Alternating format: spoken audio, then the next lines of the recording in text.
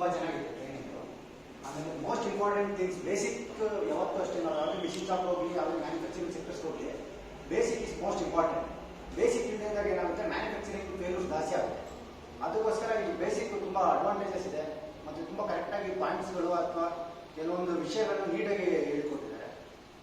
ನನಗೆ ತುಂಬ ಥ್ಯಾಂಕ್ಸ್ ಹೇಳೋಕ್ಕೆ ಇಷ್ಟಪಡ್ತೀನಿ ಅವರಿಗೆ. ಆ್ಯಂಡ್ ಪಾಯಿಂಟ್ಸ್ ಕೂಡ ತುಂಬ ಕ್ಲಾರಿಟಿ ಆ್ಯಂಡ್ ಕ್ಲಿಯರ್ ಕಟ್ ಆಗಿದೆ. ಆ್ಯಂಡ್ ಏನು ಬೇಕು basically what you require for any company when you are going to manufacture or produce or you are working in any sectors, for example quality, design or any field, the basic things you need to be understand based on what he has said. Basically ನಾನು diploma ಓದಿದ್ದು. So ನಾನು machine ಮೇಲೆ ಕೆಲಸ ಮಾಡ್ತೀನಿ. So on operator CNC machine ಕೆಲವು ನಮಗೆ ಗೊತ್ತಾಗಲ್ಲ, ಯಾರು ಬಂದು ಟ್ರೈನ್ ಮಾಡಲ್ಲ. ಹಿಂಗೆ ಮಾಡಬೇಕು ಹಂಗೆ ಬೇಸಿಕ್ ಅನ್ನೋದೇ ನಮ್ಗೆ ಇರಲ್ಲ. ಆಕ್ಚುಲಿ ನಾವು ಕಾಲೇಜಲ್ಲಿ ಏನೋ ಓದ್ತೀವಿ ಮರ್ತೋಗಿರ್ತೀವಿ ಅಷ್ಟೇ. ಇದು ಹೆಂಗಂದ್ರೆ ನನಗೆ 1 year 1.5 year ಎಕ್ಸ್ಪೀರಿಯನ್ಸ್ ಇದ್ರು, ಸಿಂಬಲ್ಸ್ ನೋಡ್ತಿದ್ರು, ಅದು ಪರ್ಫೆಕ್ಟ್ ಆಗಿ ನನಗೆ ಗೊತ್ತಿಲ್ಲ.